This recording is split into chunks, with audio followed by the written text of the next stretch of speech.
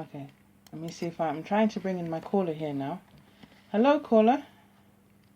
All right. Can you hear me? I can hear you. Okay. Hi. Good morning. Well, it's morning here in the UK. How are you? I'm all right. I was just wondering what you were talking about. Oh. I'm gonna laugh. Do you mean to say I've been doing all this talking? What? Yeah. No. You're right. You're right. I'm taking a long time to get to the point. Yes. My name's Joycelyn Linton, and as I said, I've been prophesying on a daily basis on the Facebook here. And before the Facebook, the Lord told me to come on Blog Talk Radio when they had that Katrina, that big storm in Katrina. The Lord wanted me to go and tell the people that there's a storm that was coming up, but at the time I didn't have the confidence to know that, hey, I'm being used by the Lord. So basically this morning, I want to talk about the mind. And our mind is held in captivity. You seen the Lord? Sorry? You seen the Lord? You said the Lord talked to you? I don't see him. I hear he speaks through me. I hear in the spirit, and then I repeat. And now over time and experience, I begin to realize, and he's punished me. He's chastised me too. Because I'm quite late. I'm very late. I'm like on the last minute dash here now to get a message out. I should have been getting the message out since 2000, but I didn't know that that I was a messenger of the Lord. I didn't know it. But Why do you say 2016 is the end in September of the prophets? Well, I'm just calculating it, unless I haven't calculated it right. That's just my personal calculation. It says here, so that's why I said, bear with me. This is my own mind speaking right now. I just calculated because I know that the Lord has had me started in September 2012. And I know that I'm accurate to the cosmic. I'm not accurate to the human timing. Okay, don't ask me about human timing, but ask me about God's timing. And unconsciously, I do everything according to the timing of God. And it's only afterwards when I look and read and that, then I realize that my timing is according to the timing of the heavens. And I have issues keeping the timing of man, you see. But it says here that... there's no confusion in the Spirit of God. There's none. Sorry? There's no confusion. No, you're right. That's what I'm saying. I don't have confusion in the Spirit, but I have confusion with man and his ideas. And that's what I want to talk about, the mind of man in this present format. Because right now, we're on such the cuff of salvation. And the Lord has showed me last week that if we don't get the salvation right now, we can mess up for eternity. But the human mind doesn't know it. People are going around their everyday business, and they don't realize the timing that we're in. They don't realize that our salvation calls right now. So I want to give a talk on the mind, but I'm not able to stay too long right now because I have quite a few things to do in the daytime. But somehow it's kind of panning out. I don't know what's happening. Something may be intercepting me. Why I'm not getting straight to the point, because usually I can say it within the half an hour. So, but it says here in Revelation 11:3, and I will give power unto my 2 witnesses, and they shall prophesy 1,260 days, clothed in sackcloth. So 1,200. So I'm saying that there's 352 days in a year. Okay, and so I did it from my own calculation. Yeah, from my own calculation. So we'll see. We'll see. But I know whether I say in one calculation, however the Spirit has me, I will act accordingly, and that is unconscious. I'm not even in this mind. I can't even reason it. It just happens in me unconsciously. And whatever anybody wants to argue, they can argue. But I'm in an unconscious sense. I act out. I speak out. So I can't control that, and nobody else can. They can argue and say what they want, but the Bible, every word will be proved wrong. So if you're speaking about the Spirit, then no one can argue with it. Yeah. Because I've had enough experience. The Lord has chastised me good and plenty. Can I tell you that? When He was telling me to go forward, And the reason why I'm talking is yesterday I went into the Anglican church and they're disbelieving. I went and I did a recording that I want to post up on the platforms, and I think the vicar disbelieved in me. She disbelieved in me. I didn't tell her. A few times I've told her that I believe I'm a messenger. I believe that the Lord is using me. Okay, and I gave a pregnant message. Nobody was in the churches yet. I was just doing a recording, and she said, "Don't do it again. Don't do it again. Don't, you know." She don't want me to do it again, but I have to dispute that, because if the word of the Lord has to come out and it's a very strong message, okay, I don't think she has the right to stop it. Yeah, but I come up against it all the time, and the reason why I've been delayed in my message is because I've allowed the people here in England to crop me all the time. And now not only are they cropping me, they're cropping themselves. I was listening to the government, I was listening to the Houses of Parliament on Saturday night, and they're talking about cutbacks, and they're saying that it seems like the various systems may come into a crash. Okay, and I could see the root of it. The root of it is the mind. It's the conditioning of the mind, and that's what I really want to talk about. And it's been taking me a while to get to that point, and I thank you, sir, for coming on, because now I'm getting to the point. Okay, I'm getting to the point that they're wondering, why is it that the system isn't coming together?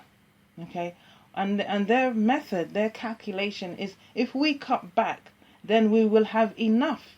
And I'm listening, I'm saying, they're working within sparsity. They're working with a small amount. It's like, if I give you $10, okay, and so you've got a vast amount of work to do with that $10, right? You've got to pay your rent. Excuse me. Yeah. So the way that, beg your pardon. Carry on. Excuse me. Carry on. I'm listening. I'm going to take myself off a hold. I'm just going to sit back and listen now, if you don't mind. Thank you. All right. Thank you for coming on the show. You got me on. You put me back online now, because I was starting to wonder. Okay. Thank you. Just going to sit back now. Thank you. Okay. Thank you very, very much, sir. I appreciate you. Okay. So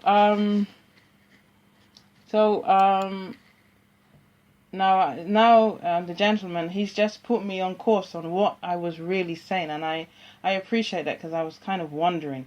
So what I'm talking about, the singer said that we are in captivity by the rivers of Babylon, and we remember Zion through the Lord's Prayer. So I'm talking about the mind is in captivity, okay? And the mind is not in its truth. We should be in a higher intelligence than we actually are. But something else has held us into captivity, held the mind, and held our souls as well into captivity. So the way we think, the way we behave, and the results that we get from it is not our truth. Okay? And so when we puzzle, and we are in pain and derision of why does life turn out as it is, it's because we're not in our truth. The mind has been intercepted. The mind is in a captivity state. Okay, and as the gentleman was asking, and I said to him that I believe to be the messenger of God, because the Lord has chastised me to have me to come forward and speak to you, and I'm speaking 16 years too late. Okay. According to the writings, there was a strong message coming out of me. Okay, so basically, the Lord wanted me to go to the Houses of Parliament and to make changes. And the Lord has shown me it's not you who would make the changes; it's me.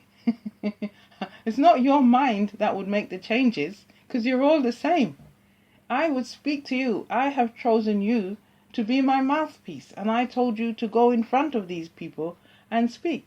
What I did, I used to write little letters, and I could say they were good. When I wrote the letters and I sent it to the actual Houses of Parliament, yes, they took on board the letters. I can't say much when I went for an interview with the local MP. I wasn't impressed on that one, yes, but definitely when I wrote a letter write the vision and run with it. And I posted it directly to the Houses of Parliament. They did pay attention to that. Okay. So, but then life just throws so many ammunitions at you that tries to derail you and try to discourage you. Because what I found in the process that I was training for a profession. I had two professions in the hospital. I worked with cancer patients, and then I did ultrasound scanning.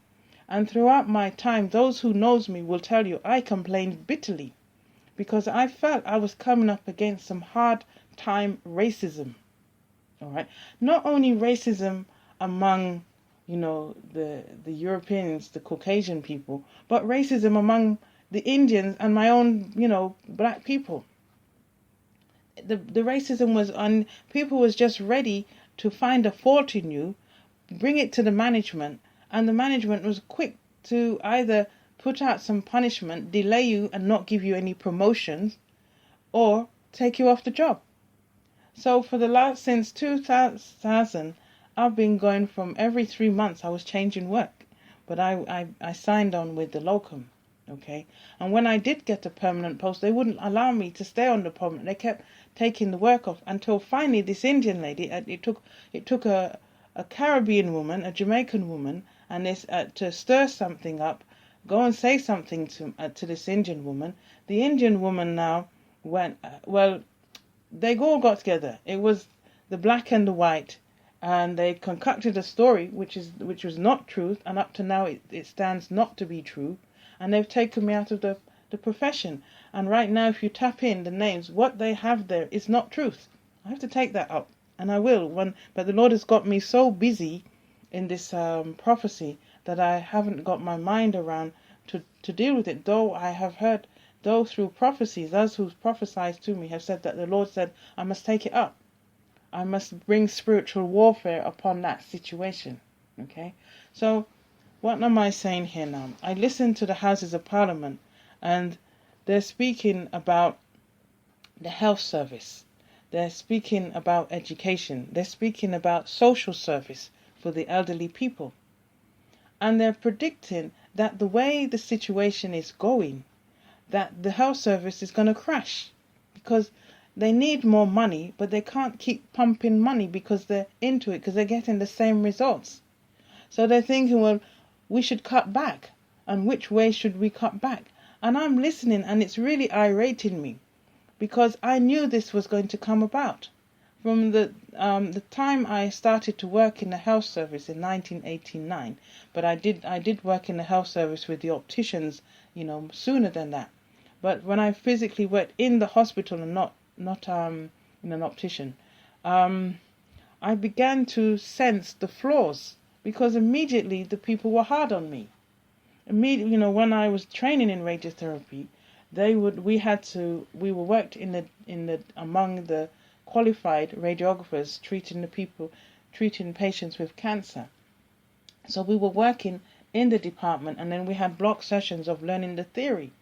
And whilst I was working in the department, at the end of the week, we had to gather comments. The radiographers had to write how they thought we were getting on. And they would write some stuff on me, and I'm like, who are they talking about? But I had to hand it in to the teachers. And they were saying, I did this, I said that. And I'm like, no, I didn't say that. I didn't do any of those things. So I was being reprimanded. I was being told off and said, and a whole different character was made out of me. And I had to keep pinching myself. To believe, where did they get? And I would say to them, but I didn't do this. I didn't say this. And they would just keep quiet. They wouldn't say anything. And I had to surrender the thing until the teachers took me off the course. Okay. But there's, more. But luckily, I was able to prove them wrong. And I got trained. I had to go to another part of England. And I finished off my training. And it was nice there. I had a very good time in where I went. And the attitude, everything was very different. It was nice. And then I came back to London and I worked again. Coming back into London, I faced the same thing in the workplace. Okay, I faced the same scenario, and it really irritated me when the Indian people would take on the same scenario and give you that kind of disrespect. Okay, so now